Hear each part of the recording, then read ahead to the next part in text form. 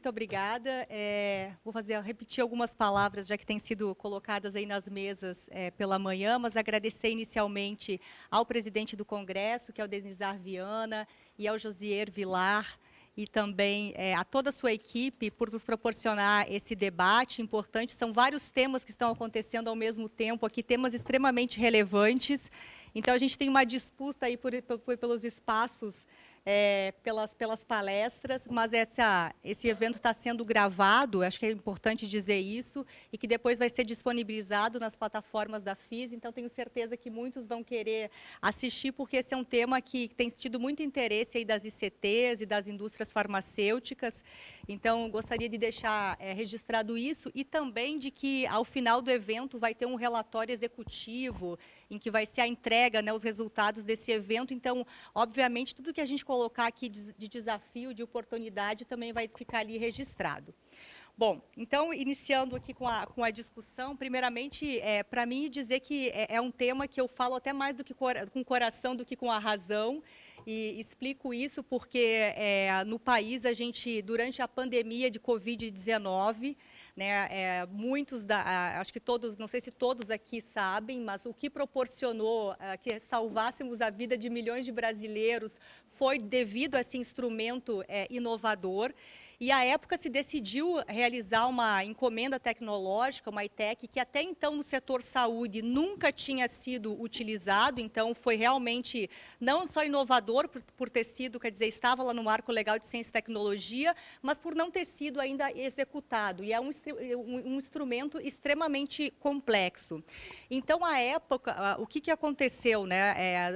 Todos estavam acompanhando aí pela mídia um tema bastante relevante, polêmico, da questão das vacinas. O Ministério da Saúde quer comprar vacina, não quer, e até me apresentando à época, hoje eu estou aqui como Fiocruz, com as minhas colegas também da Fiocruz, mas à época eu estava no Ministério da Saúde. E tínhamos essa discussão lá dentro, bastante, claro, pressionado pela corrida da vacina, mas como comprar a vacina se ela de fato ainda não existia, ou seja, o Ministério da Saúde só podia fazer uma compra se nós tivéssemos uma vacina registrada na Anvisa, e a gente não tinha, ou seja, a gente não tinha uma vacina de fato. Então, como fazer para acelerar esse processo? É claro que depois veio um decreto autorizando a compra de vacinas não registradas, né, para poder realmente acelerar todo esse processo, mas a primeira discussão dentro do Ministério da Saúde foi: vamos fazer uma compra de PID, uma vacina que teoricamente não existia enquanto produto registrado na Anvisa, e como é que a gente faz para realmente conseguir fazer esse processo. Então, a Casa Civil, à época, organizou uma discussão, trouxe experts que entendiam do marco legal de ciência e tecnologia, o doutor Bruno Portela, e foi lá que a gente se aproximou e tem feito uma parceria importante agora todos esses anos. Também o André Howen, que não está aqui nessa mesa, mas não posso deixar de mencionar, que foram eles que pautaram a Casa Civil, o próprio Ministério da Saúde, dizendo: não, nós temos um instrumento aqui que está já, quer dizer, tem uma base legal para isso, e que a gente precisa executá-lo. Eu confesso que, à época, Bruna, eu fiquei bastante preocupada como Ministério da Saúde, porque no meio da corrida da vacina, a gente executar uma ferramenta que não ela é complexa, a gente vai entender aqui, e com toda a pressa e necessidade que a gente tinha, e eu fui uma das pessoas que disse: será que esse é o melhor instrumento? Mas aí vocês trouxeram toda essa base legal, e foi muito importante contar com os procuradores federais para nos darem esse respaldo da segurança jurídica que o Ministério da Saúde tinha, porque é óbvio que nós tínhamos muito medo também. Bom, e se não der certo, como é que nós vamos comprar uma vacina aqui no Ministério da Saúde que, ok, hoje todos querem a vacina, mas amanhã, se esse produto, estava em fase 3, poderia, 2, 3, poderia nem chegar aos resultados realmente de eficácia e segurança que a gente precisava. Como é que a gente, enquanto servidor público, se protege também do que a gente deve fazer? Tem a questão da omissão do não fazer, mas também tem de realmente a gente conseguir fazer todas essas ações com segurança jurídica. Então, fazendo esse contexto, e é por isso que eu falo que eu digo, coordeno essa mesa aqui um pouco com o coração também, porque realmente, ao final, deu tudo certo, conseguimos efetivar a parceria da Fiocruz, que jogamos também esse desafio para a Fiocruz, e a Fiocruz, junto com a empresa AstraZeneca, que eu gostaria até que eles estivessem estivessem aqui à mesa, mas infelizmente não puderam participar, mas eu gosto sempre de relatar e de destacar a importância que o setor privado teve nesse momento em aceitar esse desafio. Para eles também foi um desafio, então, de conjuntamente trazer uma resposta aí para a população brasileira. Então, eu gostaria de iniciar aqui, esse é um debate bastante interativo, inclusive o público pode também ficar à vontade para fazer perguntas, mas eu inicio, então, com uma pergunta aqui para o Dr. Bruno Portela, e fazendo uma apresentação um pouco mais detalhada, né? O Bruno, ele é procurador federal, hoje ele é coordenador do Laboratório de Inovação da AGU. Ontem nós tivemos o ministro Messias aqui falando também nesse palco, e ele já trouxe alguns dos trabalhos, Bruno, que vocês têm feito lá na AGU. Já parabenizo de antemão, porque a gente tem visto aí que realmente várias inovações que vocês têm feito, mas eu acho que ainda falta essa questão de como é que a gente operacionaliza ainda mais o Marco Legal de Ciência e Tecnologia, porque eu entendo que foi uma inovação lá no segundo, né, foi no mandato do mandato do presidente ou da presidenta Dilma, e eu acho que realmente foi uma grande, trouxeram esse marco, ele trouxe vários instrumentos importantes, mas a gente acabou que, eu acho que a gente precisa avançar ainda mais diante de todos os mecanismos que temos lá. Mas eu vou, desculpa, terminando aqui a sua apresentação, então, e além disso, o Bruno, então, é coordenador do Comitê Regulatório da Câmara de Segurança Jurídica no Ambiente de Negócios da AGU. Então, Bruno, a primeira pergunta, você, claro, teve essa importância aí durante a pandemia, né, ajudou a construir, a trazer essa solução para o país, mas você também lá atrás participou ativamente da elaboração do Marco Legal de Ciência e Tecnologia. Então, a primeira pergunta é que essa figura da ITEC que foi formalizada lá atrás, qual de fato, assim, o que vocês pensaram na época foi para trazer a resolução de qual problema, né? A ITEC ela foi criada para quê? E também se você enxerga, né, diante da discussão aí que a gente tem agora do complexo industrial, que tem muito esse papel importante agora, a relevância estratégica das ETECs para a soberania nacional. Primeiro, boa tarde a todos. Queria cumprimentar os colegas da mesa, são amigos, né, já há um bom tempo, né, Vinícius, Adalberto, Bia, doutora Deolinda, minha colega lá da Fiocruz, e Camille. Muito obrigado pelo convite. Eu acredito que até antes de entrar nessa pergunta central, eu queria agradecer, claro, o Rio Health Tech, né, o Denizar Viana, por ter proposto esse tema, que é tão relevante. Eu falo agora, nesse momento, nessa mesa, como coordenador do Laboratório de Inovação da AGU, que é um encontro tecnológico, e na próxima mesa eu vou falar como coordenador do Comitê Regulatório de Ambiente e Negócios da AGU, quando a gente for tratar de sandbox regulatório. Então, dá para abrir, né, toda a agenda que eu estou liderando lá na AGU. Mas acho que dá para voltar um pouquinho e contar, né, não só a história da construção do marco, mas também desse instrumento e para onde ele, né, está sendo direcionado. E como ele pode contribuir com o SEIS, né, com o Complexo Econômico Industrial da Saúde, como um dos principais instrumentos, o mais poderoso, na minha visão, para buscar não soberania nacional, mas, né, a inovação pela demanda, como é sempre bem falado. O Marco Legal de Ciência, Tecnologia e Inovação, que, né, tem a Emenda Constitucional 85 como o pilar de 2015, a Lei de Inovação e o decreto, eles foram realmente perfectibilizados em 2018, mas cabe até contar essa historinha um pouco antes, para vocês entenderem realmente em que momento nós estamos na parte legal. Em 2015, eu era o consultor jurídico do MCTI. 2015, 2016. Em 2016, vocês que são da área de saúde vão lembrar que nós passamos por um episódio também muito triste, que foi a Zika. E no momento, me chamaram, né, no caso, a presidenta Dilma me chamou no Palácio Planalto, junto com o ministro Celso Pancera, da época, que hoje é o presidente da FINEP, para a gente trabalhar a compra pública de inovação de uma vacina, no caso da Zika. Naquele momento, a gente só tinha a Constituição e a lei. A gente não tinha um decreto.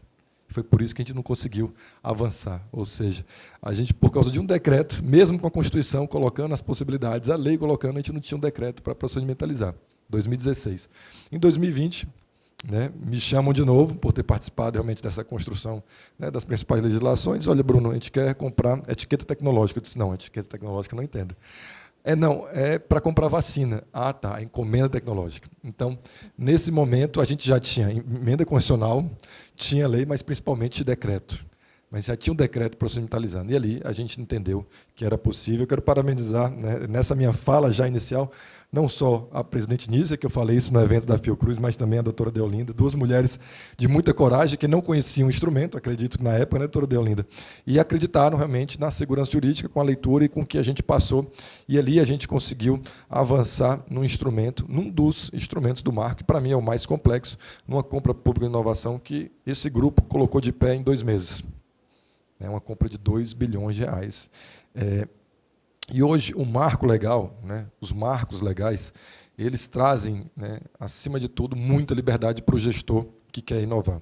Nós temos, eu estava agora no IME, né, no Instituto Militar de Engenharia, falando para a alta cúpula do Exército Brasileiro e a alta cúpula científica do Exército Brasileiro, estavam todos lá, e muitos não conheciam. Então, né, um dos primeiros desafios que eu coloco dentro dessa perspectiva é a capacitação, é o conhecimento das possibilidades. Nós temos diversos instrumentos que podem ser utilizados pelo marco, como a própria encomenda tecnológica, mas não conhece. A gente tem 25 instrumentos, desses 25, 80% você pode firmar de forma direta, ou seja, você não só tem liberdade, como coloca o gestor numa outra posição. Então, dentro dessa perspectiva, quando você encaixa, e eu até brinquei agora no almoço sobre isso, eu só sento em mesa que tem a vontade política. Porque sem vontade política, né, não tem como andar. Mas se tiver vontade política, hoje, quando a gente trabalha inovação dentro da administração pública, a gente consegue sim avançar. Por quê? Porque nós temos um arcabouço jurídico suficiente para, né, trabalhar todas as missões, né, não só do complexo do Conselho Nacional de Desenvolvimento Industrial, que o SEIS está lá, mas também da transformação ecológica, e todas as políticas foram colocadas, o PAC. Hoje nós temos a possibilidade de dar respostas efetivas de forma segura, juridicamente. Esse instrumento, nós temos mais de 200 exemplos no Brasil que estão sendo aplicados. Eu acredito que o Vinícius vai trazer um caso que, para mim, é de sucesso, que é a Petrobras, mas nós temos hoje essa possibilidade espalhada pelo Brasil. Então, a partir da compra da vacina, a sociedade começou a entender e viu que era seguro. E agora, realmente, o objetivo é colocar na prioridade. E a prioridade, que a gente bem sabe na administração pública, é dentro do orçamento. Colocar de forma estratégica a compra pública de inovação no orçamento. Por quê? Porque hoje a gente tem a possibilidade de avançar em demandas que são estratégicas para o Brasil. Eu estava numa pasta agora, no evento de defesa, e agora de saúde à tarde. Então, mostra bem que são 2 pastas que têm todas as possibilidades de endereçar essas demandas por meio da encomenda tecnológica, que tem muita segurança jurídica. Eu já queria até já deixar, né, todos aqui informados que a gente vai reforçar ainda mais esse instrumento. A AGU, nesse mês, vai lançar as minutas atualizadas, que vão ser utilizadas oficialmente pela Administração Pública Federal, e acredito estadual e municipal, até pela Petrobras também. Nós vamos lançar não só a encomenda tecnológica, todo o toolkit dela, né, ponta a ponta, que vai do edital, do termo de referência ao próprio contrato, para que todos entendam. E o objetivo da AGU é também, Camille, nessa proposta de envolver todo o setor, a gente vai trabalhar consulta pública. Muitos colegas não fazem consulta pública dos instrumentos, não perguntam, né, e utilizando o user experience, né, a experiência do usuário, para enriquecer a minuta. Nós não somos donos da verdade, muito menos o jurídico, né? Nós temos as nossas limitações e, às vezes, a gente não se comunica bem. Por isso que a gente busca incessantemente linguagem simples nas nossas manifestações. Mas o objetivo é, no dia 21 de novembro, nós vamos lançar a nova plataforma de compras públicas de inovação do governo, junto com o TCU, a BDI, ENAP, MCTI, MGI. E a gente vai lançar essas 2 minutas que vai para a consulta pública de toda a sociedade.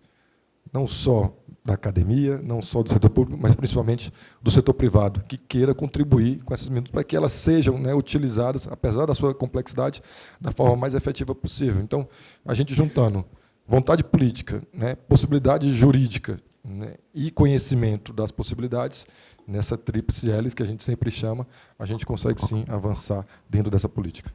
Perfeito, Bruno. Obrigada.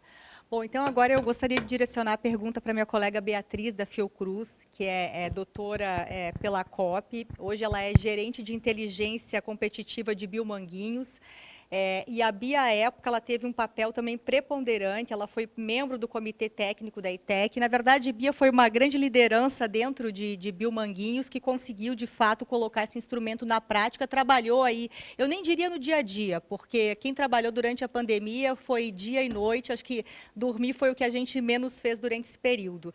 Mas, Bia, eu queria que você trouxesse um pouco dessa experiência, até antes de falar dos desafios, assim, relatar um pouco de como foi esse processo, né, diante dessa urgência que tinha com a corrida da vacina, mas um processo administrativo completamente novo. Então, que relatasse um pouco isso, que a ideia desse debate é justamente isso, para as pessoas que estão aqui interessadas em entender, e é claro, naquele momento de urgência, mas agora num processo que também pode ser feito de uma forma um pouco mais planejada. Então, primeiro, agradecer o convite para passar aqui a minha experiência durante, a pandemia. Primeiro, que foi uma experiência bastante dolorosa, porque a gente teve que fazer tudo com a humanidade, não sabendo o que ia sair daqui a 1, 2 anos, 6 meses, a gente não sabia o que ia acontecer. Então, a gente já tinha uma pressão, cada um individualmente, pela preocupação que a gente tem com a nossa saúde, dos nossos familiares, enfim, muitas pessoas perderam parentes, enfim, tal. Foi tenso.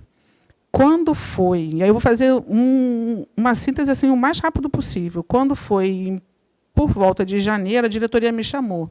Bia, a gente precisa encontrar aqui alguns produtos. Mas para quê? Para a Covid. Eu falei, como é que é? Aí respirei fundo e falei, gente, mas a gente não sabe muita coisa. A gente tinha tido uma experiência anterior de buscar produtos para a SARS e para a MERS, mas era uma coisa muito incipiente, que a gente estava testando, enfim, alguns alvos, ia testar alguns alvos e tal. Então, a gente tinha alguma ideia do que tinha sido feito para a SARS e para a MERS. Aí a diretoria pediu para que eu mobilizasse um grupo com quem eu trabalhava antes, porque eu precisava buscar quem eram as vacinas que estavam em desenvolvimento, se tinha, o que tinha, como tinha, e o que podia ser feito. O primeiro painel que a gente apresentou para a diretoria foi em março. E, na sequência, foi apresentado, enfim, para o Ministério e tudo mais. Levantar a informação foi algo extremamente complexo, porque a informação não está lá. Então, uma das etapas da ETEC, que é o estudo preliminar, é um negócio extremamente complicado, porque se você não sabe aquilo que você não sabe, como que você vai orientar a escolha de algo que você não sabe nem onde é que está?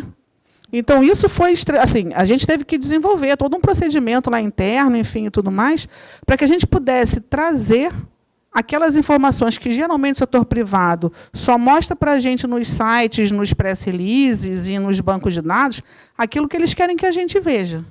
Aquilo que não quer que a gente veja não aparece nos bancos de dados tradicionais. Então, está abaixo da superfície. Então, a gente tinha que olhar acima da superfície e abaixo da superfície, porque a gente, como setor público, iria orientar a direção e a presidência da Fiocruz para comprar uma vacina numa escala nunca antes vista, assim, porque era para a população inteira, num valor que a gente imaginava que ia ser alto. Como que a gente faria isso? Então, a gente mobilizou 70 colaboradores no modo nunca te vi e sempre te amei, porque estava todo mundo remoto. Eu nunca nem tinha tomado café com várias pessoas ali, elas nem me conheciam. Eu falei, gente, você tem que me amar. Você não me conhece, eu sou legal, mas você tem que me amar, porque eu preciso de você aqui. E aí, independente de qual fosse o instrumento, porque tinha um grupo trabalhando qual era o instrumento. O grupo que eu estava liderando discutia a interface, mas a gente não estava discutindo qual era o instrumento. A minha experiência em licitação levantou a anteninha. Olha, não sei o que vai ser, mas se tem que fazer um estudo preliminar, a IN05 é um caos. Se tiver que fazer tudo aquilo que está ali, deixa eu fazer antes, porque, no mínimo, eu vou estar segura. Então, a gente fez com base num normativo que não necessariamente era o necessário para toda fazer a ETEC, mas dos males o menor. Então, a gente fez um processo anterior. A gente, inclusive, teve que inovar no processo da ETEC, porque a ETEC tradicional, você faz passo a passo, chamamento e tudo mais. Na emergência, a gente precisou fazer um argumento de que não ia dar para fazer isso, então a gente teve que paralelizar várias atividades antes de elaborar o termo de referência e documentar.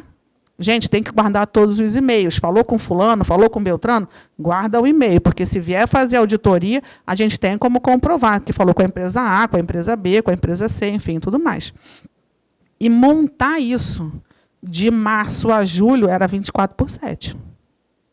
mas era 20, acho que eu só parei no meu aniversário, que curiosamente é o aniversário de Bill Morguins, enfim, mas eu fui 24/7 até julho para poder entregar o documento. E com um grau de incerteza com toda a equipe, porque é muito difícil você perguntar para o pesquisador, para o cientista, qual é a chance disso daqui dar certo. Esse é um problema da inovação. A probabilidade de sucesso técnico, a probabilidade de aprovação que a gente vê nas bases de dados, que a gente tenta calcular, é uma estimativa bem informada para a gente não chamar de chute, entendeu? Então, a gente não tinha muita ideia. Ainda tinha que sinalizar, olha, temos um nível de incerteza. E nem sempre o órgão público entende que a gente não sabe o que a gente não sabe, porque a gente não tem como saber. Então, quando veio toda a documentação da ETEC, que tinha marcado lá que tem risco, que tem incerteza, isso a gente coloca no termo de referência, porque tem risco e incerteza. Se chegar algo mais à frente que eu não pude ver, o órgão de controle não poderia me questionar, porque eu não estava sabendo. Então, são experiências e são capacitações que as ICTs, quando estão trabalhando com inovação, seja para encomenda tecnológica ou qualquer modelo, ela precisa ter tranquilidade que ela não vai saber tudo.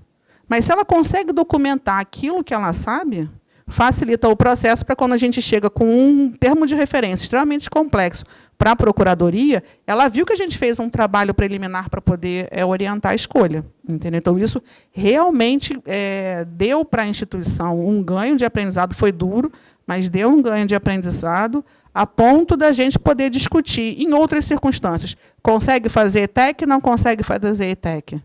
Porque se eu não tivesse feito o ETEC lá com a Ana Paula Cossenza, que infelizmente, enfim, não pôde estar aqui com a gente hoje, se a gente não tivesse feito isso lá, a gente estaria discutindo isso hoje de novo. Então, a gente acabou tendo aí, né, um loop aí de pontos, enfim, relativamente positivos, que agora a gente consegue saber, não, isso aqui não é o caminho da ETEC. E aí, quando a gente vai para o site de compras de inovação, putz, facilita muito mais. Porque você vai fazendo uma pergunta lá e vai respondendo, e aí ele vai te direcionando. Esse instrumento serve, esse instrumento não serve. Perfeito, Bia. A gente teve que fazer uma adaptação até do manual de boas práticas da ETEC que existem, e eu acho que assim, dentro da administração pública, e servindo aqui de exemplo para o setor público e privado, desde que a gente consiga justificar muito bem, motivar esse processo muito bem, a gente pode fazer essas adaptações, né, Bruno? Acho que depois é um ponto importante também para a gente colocar. E aí, Bia, diante dessa falta de informações também, a Fiocruz, quer dizer, montou um comitê de especialistas, né, que também trouxe, quer dizer, todos esses riscos, né? Antônio Carlos foi parte desse processo, fez parte desse grupo de especialistas que discutiu, colocou todos esses riscos. Não posso deixar também de mencionar a equipe aqui da Gestec, a importância de você ter um NIT muito bem estruturado na instituição, que também deu todo esse respaldo. E, é claro, a Procuradoria Federal da Fiocruz, à época, a doutora Deolinda Costa era procuradora federal-chefe da Fiocruz, né? Era membro da Câmara, quer dizer, é membro hoje da Câmara Permanente de Ciência e Tecnologia da AGU. E a doutora Deolinda, então, também assim, trabalhou fortemente, dioturnamente, nessa questão da ETEC, e eu gostaria que ela trouxesse, então, um pouco dessa experiência, principalmente, então, lembrando que, embora tivesse, né, dispensa de licitação, qual que foi a atuação específica da Procuradoria Federal na garantia da segurança jurídica desse processo, quais que foram os principais desafios aí enfrentados? Bem, em primeiro lugar, boa tarde a todos. Cumprimento aqui os colegas aqui desse nosso bate-papo maravilhoso hoje. E já começando a tentar responder à pergunta da Camille, eu já coloco aqui que tudo isso que a Beatriz disse, ela teve que me vender essas ideias todas, e eu também, eu e Ana Paula, todo mundo, 24 horas de noite, de madrugada, graças a Deus que já tinha inventado o WhatsApp, porque senão era ligação, né? Mas, enfim, uma coisa assim, em termos de garantia, né, de segurança jurídica, é interessante o que Camille falou, Bruno e Beatriz, exatamente o que eu conversava com o nosso grupo, né? Primeiro que eu acreditava e acredito na Fiocruz e em Biomanguinhos. Já os conhecia, fiquei lá 20 anos, estou ainda lá, mas fui para a Fiocruz em 2004, né? Então eu já tenho uma vida lá na Fiocruz. Conheço o Instituto. Acreditava que aquilo ia dar certo e me dispus a trabalhar com eles para aquilo dar certo. E a Camille até fez a referência à Câmara Permanente de Inovação, de Ciência, Tecnologia e Inovação da PGF e dentro da AGU, da qual eu faço parte desde 2018. Então, o marco legal, né, na verdade, eu já conhecia. Né? Já trabalhava lá na Câmara, a gente já fazia modelos de instrumentos, já debatia, tinha reuniões semanais.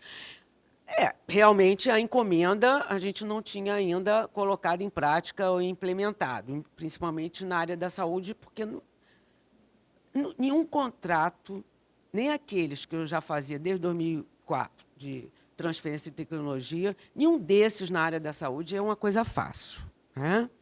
Todos eles envolvem a gente e tem detalhes e minúcias que eu fui aprendendo ao longo do tempo. Um outro fato que eu acho que foi muito bom e que ajudou é a questão da capacitação daquelas pessoas. Né? Um NIT forte, com pessoas capacitadas, com pessoas que conheciam a matéria, estudavam. Os técnicos, né? Aí, Bia, aqui com representante da parte técnica, não tenho nem o que falar. Então, todas as dúvidas que eu tinha, eu tirava prontamente. E aí consegui ir vencendo as etapas, né? Vencendo as etapas.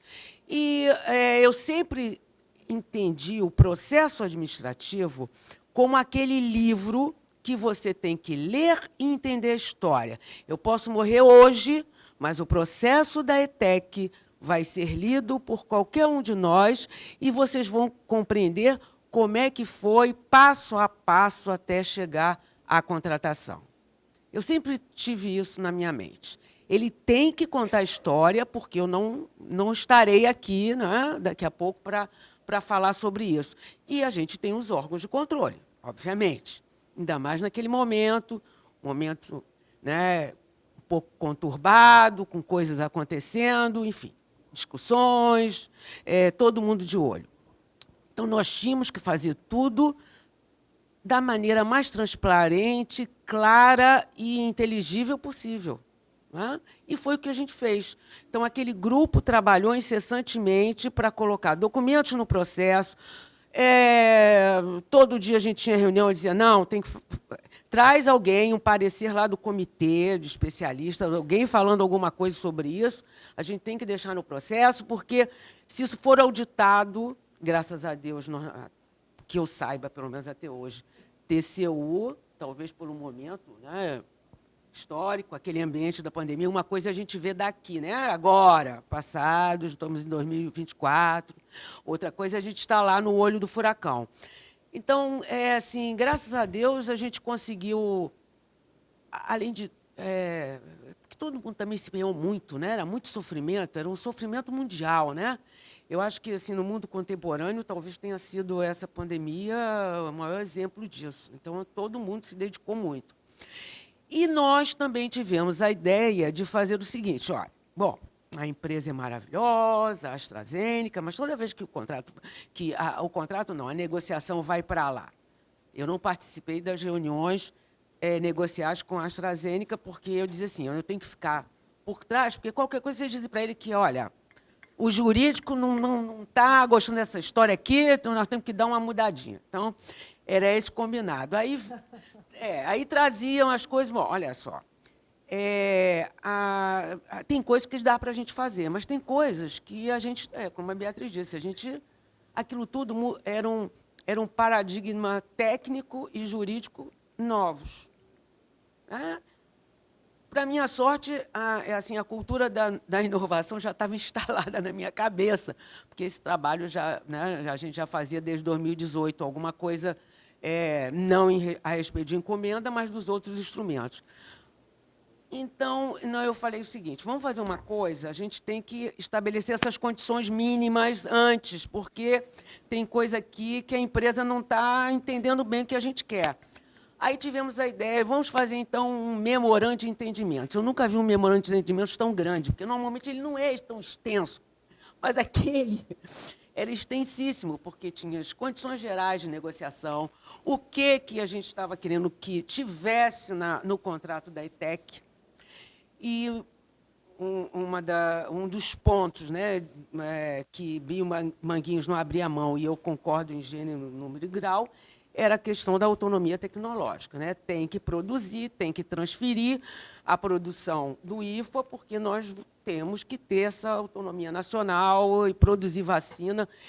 E mesmo ainda bem que não aconteceu, mas mesmo que tivesse dado tudo errado, Bio Manguinhos teria adquirido uma experiência ímpar, né?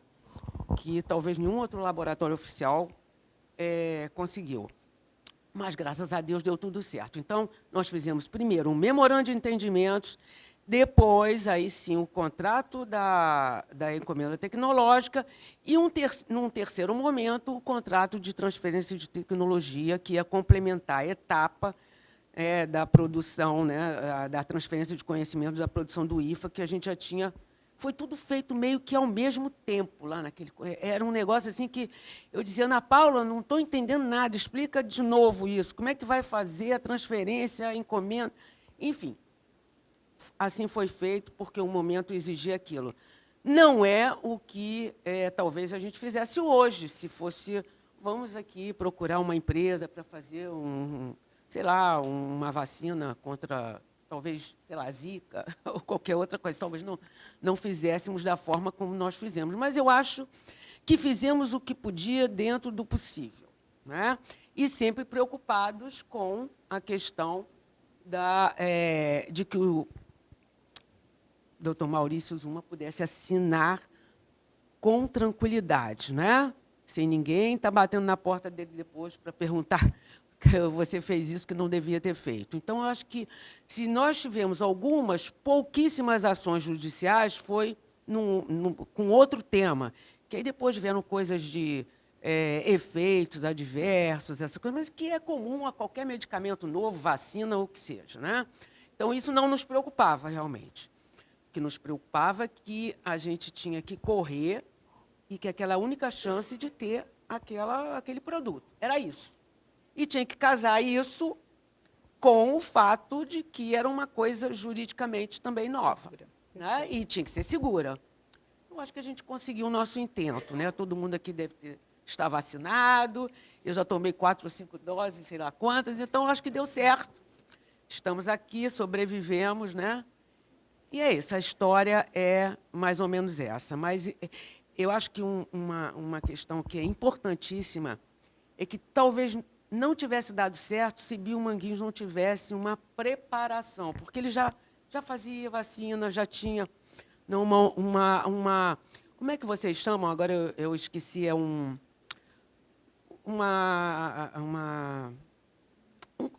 não é isso que eu queria falar, mas também isso, um controle de qualidade, uma experiência regulatória, enfim, capacidade instalada, é isso, né? Para aquilo fluir. Não, é uma experiência incrível que eu acho que a gente não pode... Inclusive, existe um livro, né, para quem tem interesse, toda essa experiência está registrada da ETEC, e até eu vou falar aqui com o Adalberto, que ele é coordenador de propriedade intelectual do INPI, procurador federal também da AGU e pesquisador e professor de compras públicas de inovação.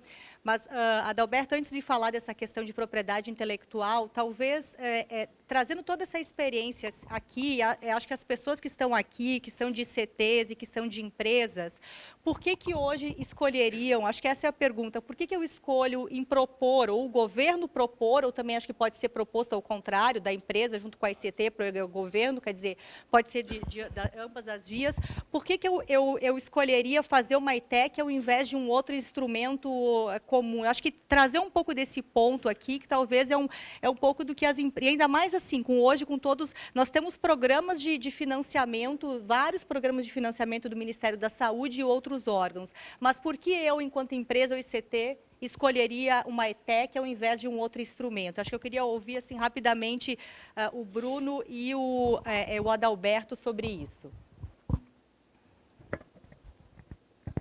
Boa tarde a todos. É um prazer estar aqui dividindo a mesa com colegas, amigos, companheiros de compras públicas, inovação e encomenda tecnológica.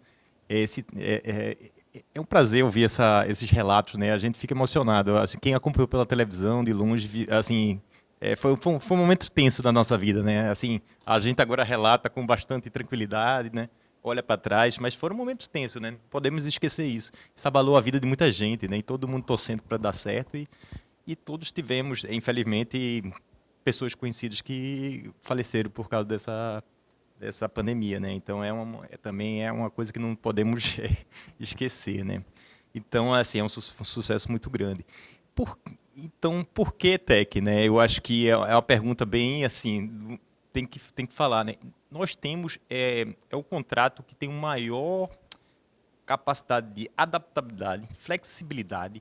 Você pode contratar com qualquer tipo de entidade. Aí eu estou falando de empresa pública, eu posso contratar com empresa privada, eu posso contratar um consórcio que tem empresa e ICT público, um consórcio que tem empresa e ICT privada.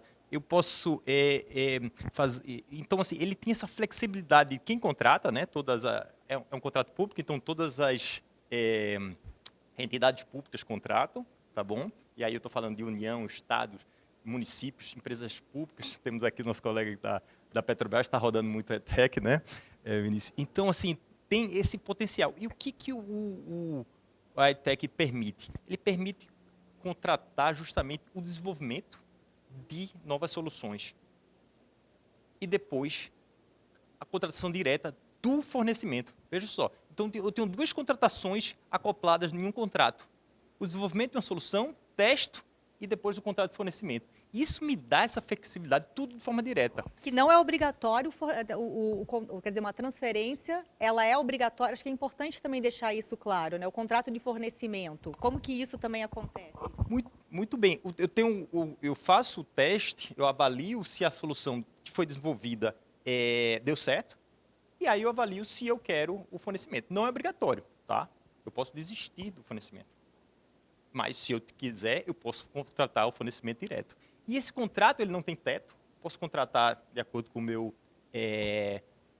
orçamento. Então, é um contrato desenhado justamente para grandes contratações, para missões, né? A gente está falando muito de compras públicas orientadas a missões, políticas por missões. É um contrato extremamente, vamos dizer, adequado, vocacionado para acoplar nessa agenda, tá?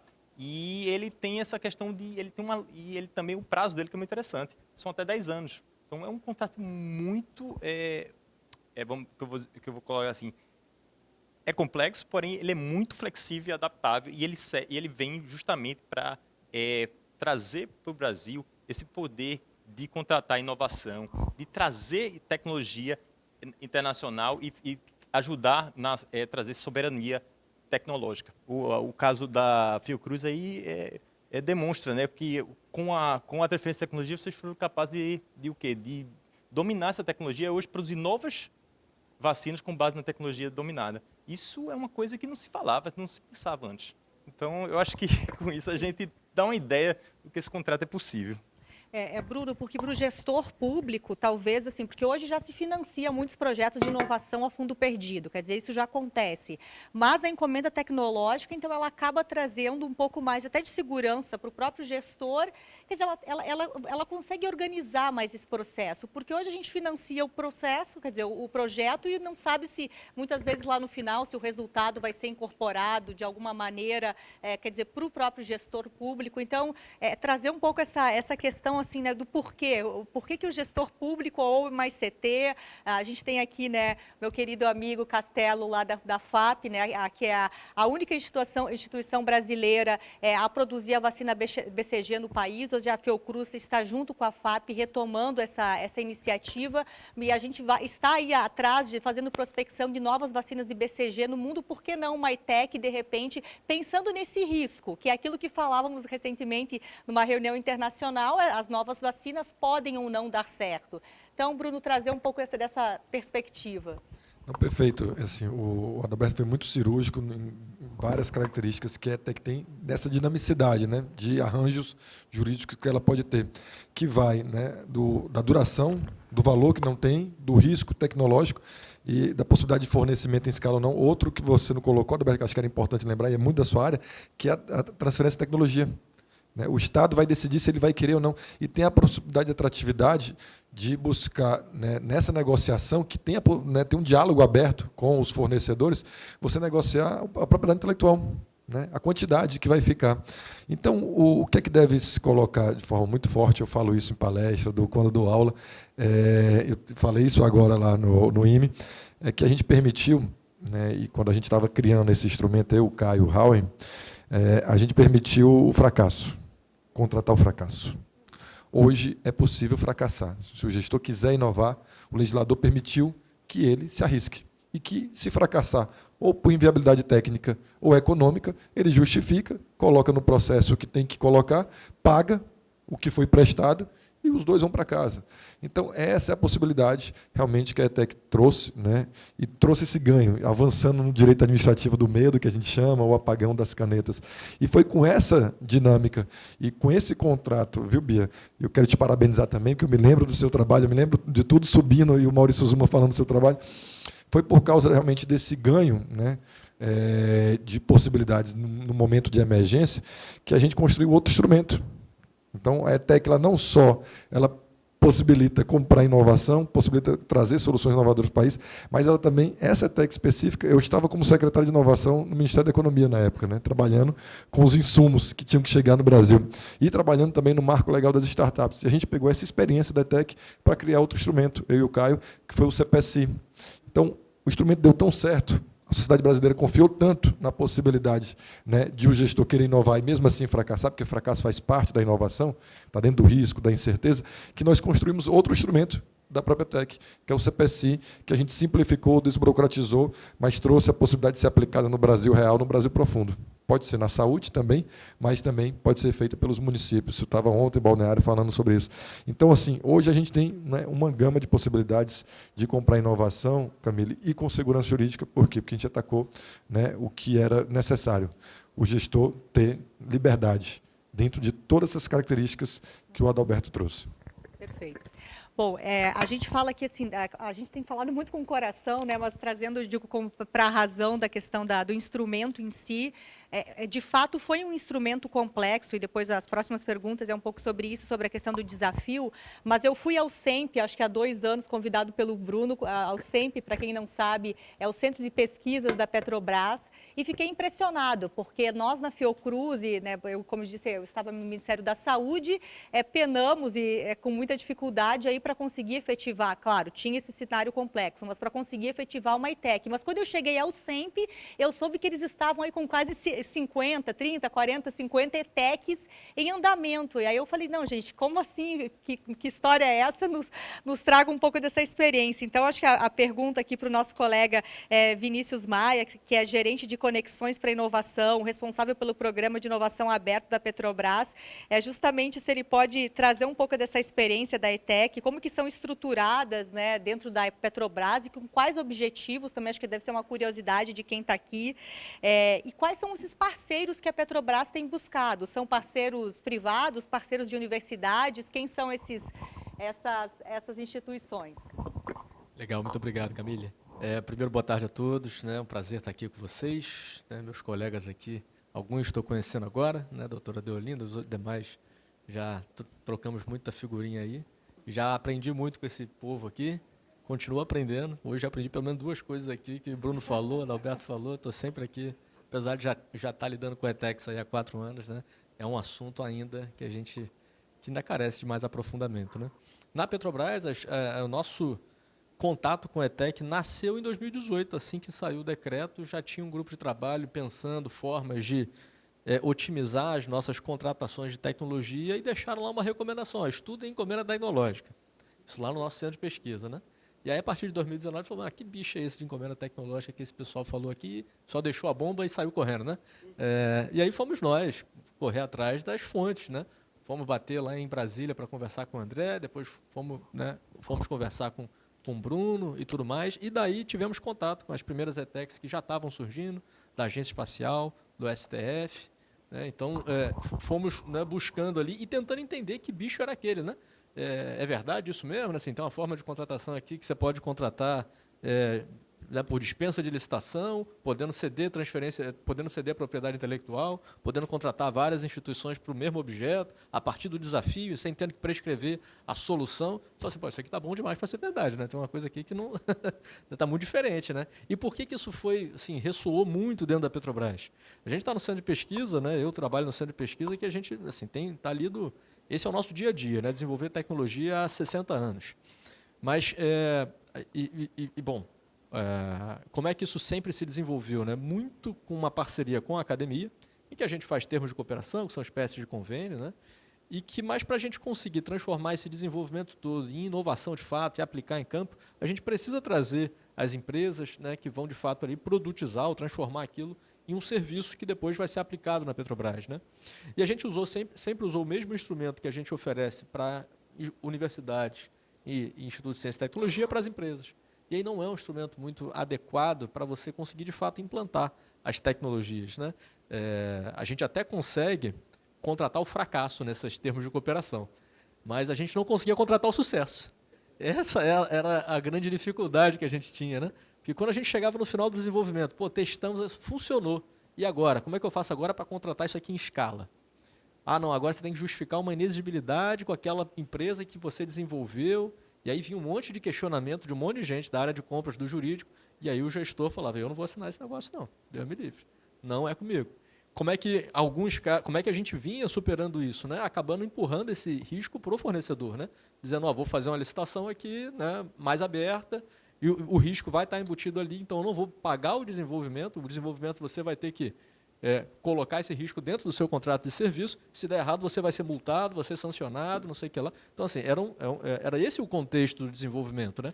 A gente tentava pressionar pela demanda com um contrato de serviço, mas transferindo o risco para o fornecedor. A ETEC eliminava esse gap, né? Permitia que a gente desenvolvesse a tecnologia, oferecesse um contrato ali que fosse um ganha-ganha, estimulasse o mercado e com essa cenourinha no final de dizer, olha, se der certo, agora eu consigo te contratar direto. Agora eu tenho aqui um respaldo jurídico, ninguém vai ter esse receio, né, de depois ser auditado e não conseguir justificar por que você desenvolveu aquele cara e depois fez uma contratação direta dele mesmo. Então, isso foi uma quebra de paradigma para a gente dentro da Petrobras. Agora, a gente precisou ali, de fato, né, de uma evangelização de todo, né, uma cadeia dentro da Petrobras, ali, de todas as áreas que já estavam habituadas com o processo padrão, para conhecer e entender como é que funcionava esse novo instrumento, né? De lá para cá, a gente hoje está com 13 ETECs assinadas dentro da Petrobras, são mais 25 ali já na etapa de planejamento ou já em negociações avançadas. Temos mais algumas para assinar, pelo menos umas 5 para assinar esse ano ainda, né? E, de fato, por que isso? Né? Porque, de fato, tem uma demanda reprimida ali de muito desenvolvimento em TRLs, principalmente mais altos, com empresas, para a gente já garantir que a gente vai conseguir implantar né, em escala, né, para as nossas áreas de negócio. Então, é daí que surgiu, por isso que a ETEC ganhou muita relevância dentro da Petrobras. E aí não só a ETEC, né?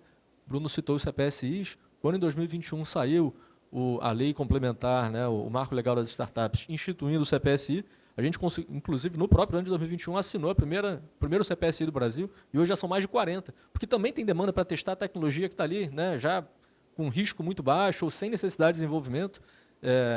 Então, assim, aí numa esteira até mais simples do que as ETECs. A gente diz que, para a gente guarda as ETECs para os problemas maiores e mais complexos, né? Até a primeira ETEC que a gente assinou dentro do centro de pesquisa é para desenvolvimento de um veículo autônomo submarino, para simplificar as nossas operações de inspeção submarina, né, nos nossos dutos submarinos e equipamentos submarinos. Era um projeto que a gente já tentava desenvolver há mais de 10 anos. e não saiu. A gente não conseguiu encontrar um parceiro que aceitasse os termos que a gente conseguia oferecer, né? Com a ETEC, em 2020, a gente conseguiu oferecer uma forma de desenvolvimento que tornou possível a gente assinar esse contrato. Acabou que, por ter sido o primeiro, demorou um pouquinho mais. Foi quem sofreu todas as barreiras ali corporativas para a gente conseguir, de fato, assinar. A gente até se espelhava muito nos prazos da Fiocruz, né? Quando o Raul falou, a gente assinou a ETEC da AstraZeneca em 90 dias, a gente falou, então a gente tem que ser capaz de fazer em 90 dias também, não é possível, né? Então, esse é um marco que a gente persegue até hoje aqui, né? Mas, curiosamente, a mais rápida foi a segunda, porque a primeira pegou todos os percalços, né? A segunda foi bem mais rápida já.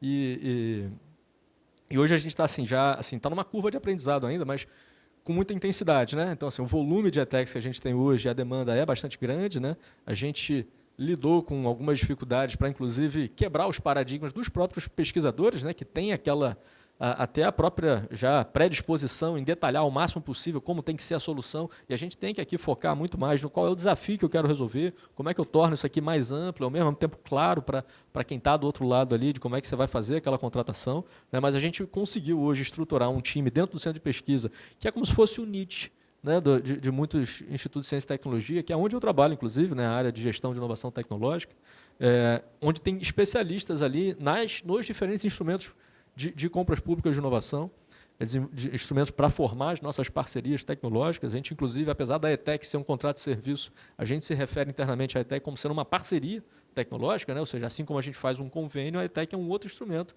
e mais focado para empresas, né? E aí, respondendo uma das suas perguntas, Camille, a gente vê ali a ETEC como sendo um grande alavancador do desenvolvimento da nossa cadeia de fornecedores. Porque muitas das tecnologias que a gente desenvolve, depois a gente precisa de um fornecedor para transformar aquilo, para que a gente tenha um contrato de serviço ou de fornecimento de bens para de fato, aplicar aquela tecnologia, né? Então, a Petrobras inova também puxando a cadeia de fornecedores. E aí, para as empresas, é um grande diferencial isso. Você poder permitir o fracasso, então, se der errado, ele não é sancionado, né? E, ao mesmo tempo que, se der certo, você oferece ali um caminho mais fácil de você escalonar e, de fato, transformar aquele desenvolvimento num negócio para ele, né? Porque o que o fornecedor quer não é o dinheiro do P&D. Ele não está interessado no dinheiro do desenvolvimento. Ele está interessado que, se der certo esse desenvolvimento, depois eu tenho um contrato em larga escala aqui com a Petrobras. E isso é um ganha-ganha. É bom para a gente, porque isso muitas vezes traz eficiência, né? Todos esses desenvolvimentos que a gente faz são para atender alguma área de negócio que tem uma necessidade específica, né? E para o fornecedor isso também faz muito sentido. E aí, muitas vezes, a gente tem adotado a estratégia de desenvolver mais de um, ou de, pelo menos, começar as ETECs com mais de um fornecedor, para justamente chegar no final e a gente ter um mercado desenvolvido ali. Porque a gente já está pensando que lá na frente depois que eu termino a ETEC, eu vou ter ali anos de fornecimento, né? Então, para a gente é interessante ter mais de uma empresa capacitada. Claro que sempre que isso cabe dentro do nosso orçamento também de desenvolvimento, né? Nem sempre é possível. Mas, pelo menos, começar a fase que a gente diz que é o papel, né? O cara fazer ali ainda a fase de simulações ou parte mais de engenharia mais básica, ali, que não requer investimento em aço, aí, que é mais barato, né? Então, ali, pelo menos, a gente começa a usar mais de um fornecedor e vai afunilando, né? Para, de repente, se tiver um desenvolvimento complexo de equipamento, essa etapa que é a que consome mais verba, a gente acaba fazendo com um só mesmo, né? Mas você já vence uma barreira grande ali de você ter pelo menos um.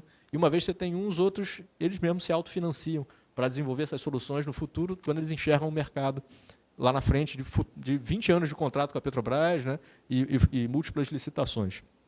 Então, esse é o pipeline que a gente acaba... É por isso que a gente tem um pipeline de muitas ETECs, né, ali, 30, 40 ETECs ali já em planejamento ou já assinadas, em andamento, né?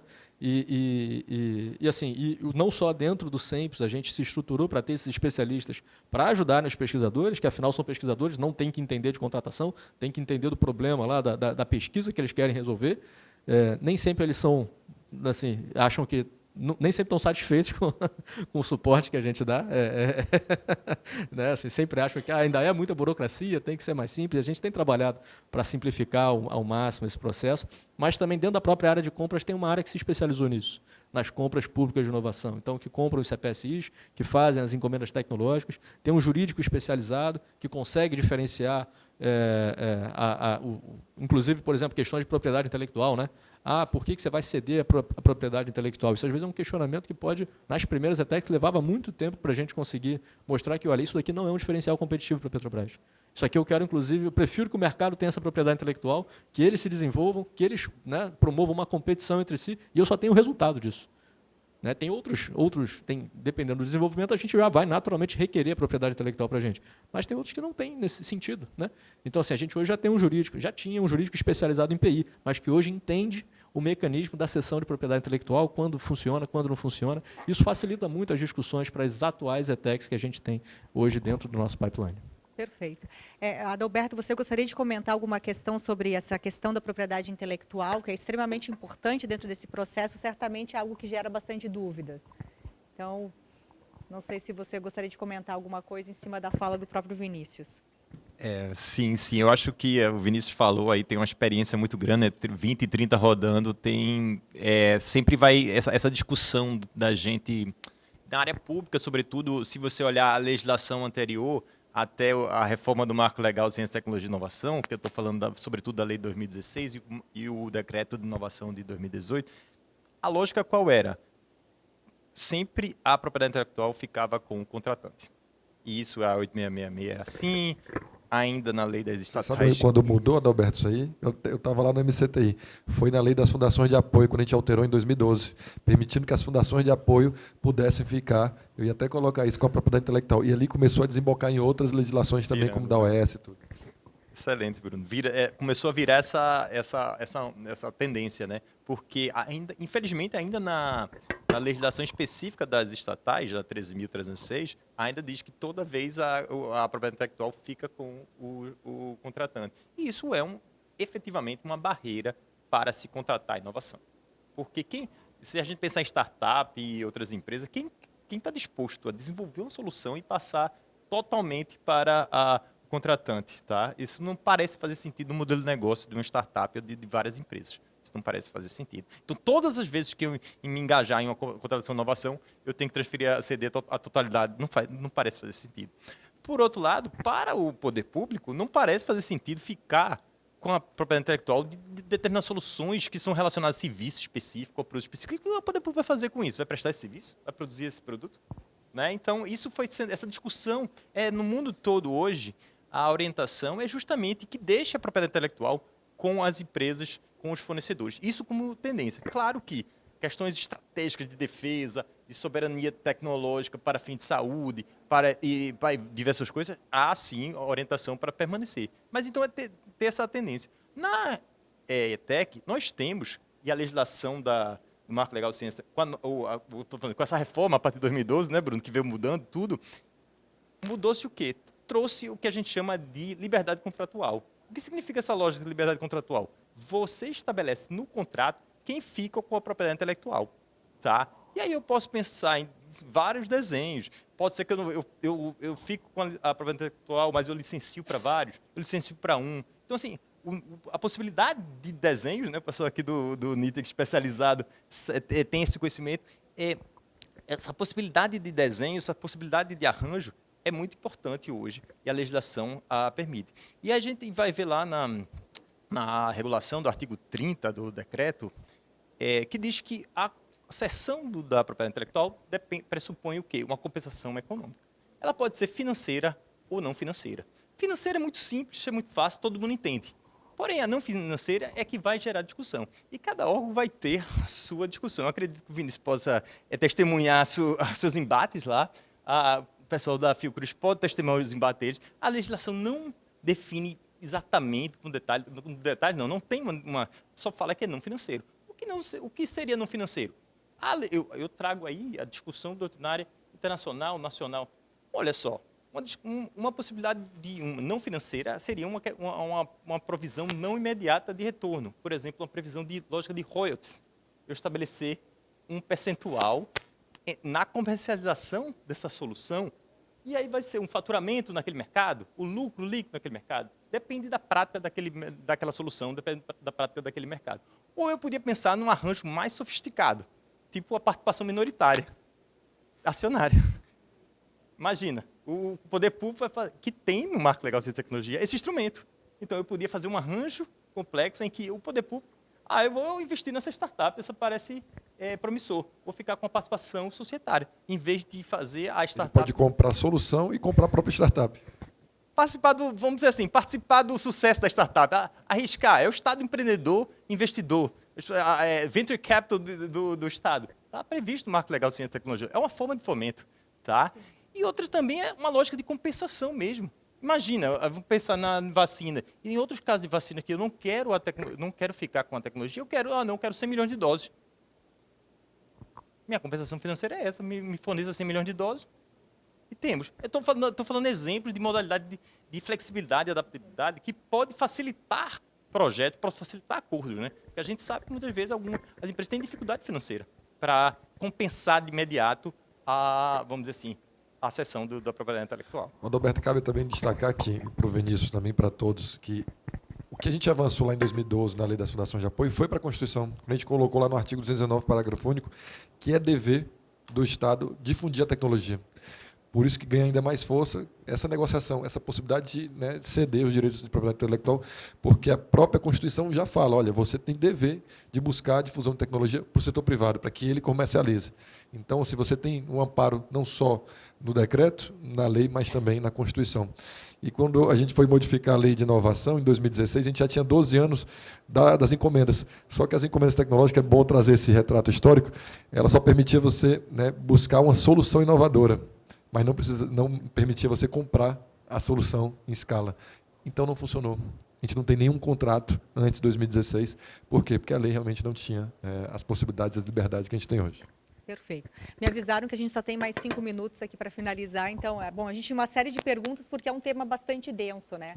Mas eu acho que só para finalizar, realmente, assim, diante todos esses financiamentos que a gente tem no país, e aí eu queria colocar um pouco essa pergunta para a Fiocruz, essa questão do desafio, qual que seria o desafio de implementar uma nova ETEC? Quer dizer, a gente teria coragem de chamar um parceiro privado, uma indústria, bom, queremos a vacina da dengue, que está aí em alta e que a gente quer, vamos propor uma ETEC. Né? Talvez assim, claro que talvez essa pergunta deveria até fazer para o financiador se tivesse aqui, mas eu acho que essa questão do desafio, Bia, e também para a própria Petrobras nessa experiência, quais são os desafios ainda que restam, até para os nossos colegas procuradores inovadores que estão aqui, porque eu sempre cito aqui o exemplo dos nossos 3 colegas, né? Se todos os procuradores tiverem essa disponibilidade a inovar, e avançar nas questões do marco, certamente o país vai avançar bastante. Então, acho que só para finalizar e as palavras finais aqui da nossa discussão. Então, Bia, vamos propor uma nova ETEC? Vamos lá. Eu tenho um defeito de nascença porque eu sou economista, né? Então, eu como economista, eu tenho um problema. O dia que eu encontrar com o mercado, eu vou ter uma longa conversa com ele. Porque a dinâmica de mercado é um negócio extremamente complexo. Então, você tem pressões vindas de N situações, e nem todas as ICTs têm a musculatura que tem a Petrobras. Então, a gente dá assim, a Petrobras é uma situação diferente, a Embrapa, ainda que seja uma empresa pública, também é uma situação diferente. Por maior que seja a Fiocruz, a gente não consegue comparar em termos de musculatura. Mas o principal e com o pesquisador isso é extremamente difícil, porque o pesquisador não tem certeza. Ele sabe exatamente o que ele quer, como que ele deveria chegar lá, ele só não tem como. Ele só está com uma dificuldade aqui, ali e acolá. Mas ele não tem tanta facilidade assim. No momento em que a gente investe, no que, né, a gente está tentando montar lá, enfim, montando a duras penas lá em Biobanguinhos, um investimento no que a gente chama de inteligência antecipatória, em que a gente não necessariamente está procurando a solução, mas a gente tem um problema, vamos ver se alguém tentou fazer alguma coisa sobre aquilo dali. Eu preciso fazer tudo? Eu não preciso fazer tudo. Então, eu posso encontrar alguém que esteja fazendo. Então, a gente vai ter que andar 3 passos atrás e falar com o pesquisador, olha, essas síndromes, isso não foi inventado aqui, que é um problema. Em outras situações, mas isso foi inventado aqui, isso aqui não serve. Então, a gente tem um problema de mentalidade, primeiro, para poder superar na inovação. Precisamos aceitar risco, precisamos saber que incerteza a gente não calcula. E como que a gente faria um novo? Se eu não tiver a mesma estrutura, que é o que a gente está tentando fazer, enfim, lá, de o que que tem lá fora que eu consigo ver? Então, às vezes, a ETEC ela pode estar melhor posicionada acima da superfície. Aquilo que a gente consegue observar e é fácil da gente capturar de quem está fazendo o quê. Então, talvez ali a ETEC seja mais fácil. Como, por exemplo, da dengue, enfim, que existem outros produtos que já estão em estágios mais avançados, já chegaram na fase clínica. Só que quando a gente está antes da fase clínica, aí talvez a ETEC não necessariamente possa ser a melhor solução. E aí a gente vai precisar ter uma literacidade também no pesquisador, ele querendo ou não. A gente pode facilitar a vida de explicar o que é economia, mas do modelo de negócio, o que o modelo de negócio vai me trazer de fato de benefício? Nem tudo de um modelo de negócio precisa ser monetizado, nem tudo precisa ter um valor monetário de fato, mas ele vai te dar um benefício. E isso, para quem, e aí o órgão público, enfim, precisa ajudar a gente também, porque quando não tem um benefício monetário, a gente entra lá na documentação, vantajosidades para a administração pública. Aquilo ali é um inferno, eu estou sendo bastante franca, é um inferno preencher aquela parte da vantajosidade, porque a vantajosidade nem sempre é monetária, ela nem sempre é econômico-financeira. Então, a gente precisa ter um aculturamento maior dos pesquisadores, dos decisores, porque nem todo decisor da administração pública é um pesquisador, tem a formação técnica, então a gente precisa fazer um passo antes. Mas é possível? É possível. Vamos fazer? Vamos embora lá. Capacidade instalada a gente tem. Exato. Perfeito. Não sei se o Vinícius quer fazer alguma colocação também em relação a esses desafios. Ainda há desafios diante de, ou já virou algo de praxe? Já estamos craques, totalmente craques nas ETECs? Sim, ganhamos bastante experiência, mas ainda tem muitos desafios, né? O tempo de contratação ainda é um grande desafio, né? Porque assim, é um tempo, digamos assim, ocioso, em que o pesquisador está ansioso para começar a pesquisa, mas que você ainda não fechou ali o contrato para ele poder, de fato, começar. Isso é um dos principais pontos que a gente tem tentado atacar. Como é que a gente reduz o tempo de contratação? Tá?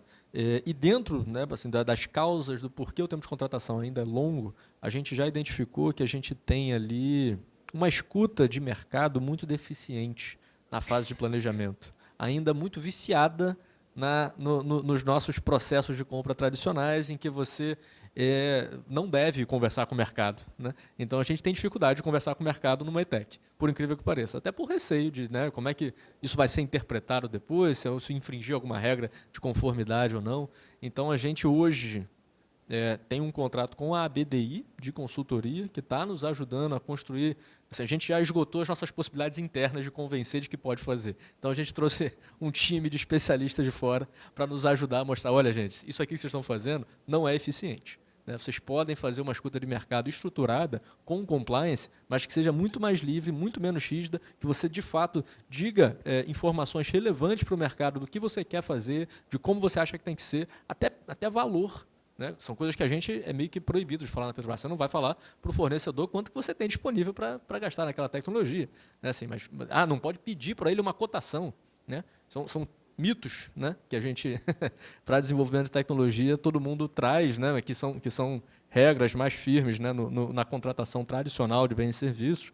Então, assim, a gente está atacando muito essa etapa de discussão com o mercado e evoluir com o mercado no que é, de fato, o problema que a gente quer resolver, quais são os recursos necessários, quais são as etapas, para a gente identificar qual é o fornecedor, qual é aquele parceiro que, de fato, oferece a solução com maior probabilidade de sucesso, que é o critério que a gente tem, né, para selecionar aquele que vai desenvolver aquela encomenda tecnológica com a gente. Então, esse tem sido o principal desafio que a gente está atacando. Porque uma vez vencida essa etapa, né, instaurado o processo de fato, a contratação ela é mais simples. Né? E se você já nivelou as informações, já reduziu aquela assimetria de informação na etapa inicial, depois você tende a negociar de forma mais fácil e rápida a execução, né, a assinatura daquela encomenda tecnológica. Bom, certamente esse assunto daria para a gente conversar muito mais, mas temos que ir para uma próxima mesa, que inclusive Bruno vai falar sobre sandbox regulatório. Então, eu gostaria de agradecer aqui os meus colegas da Fiocruz, que realmente, mais uma vez, aí, acho que todo mundo aqui que realmente trabalhou na ETEC, dos próximos desafios que vão vir. Eu acho que o mais importante desses momentos é também a gente identificar quem são os atores do Brasil que têm essa expertise e que depois a gente possa sair de fora e conversar, né? Eu acho que esse momento dessa conexão, de trazer essas experiências aí, é o mais importante de tudo. Mas, de toda forma, agradeço aqui todos os presentes e aos meus colegas de mesa. E vamos lá, quem sabe um próximo desafio, e aí certamente teremos toda a experiência da Petrobras para nos ajudar na área da saúde, e os nossos queridos procuradores aqui da AGU, que têm sido bastante importantes aí nesse processo no país. Então, muito obrigada.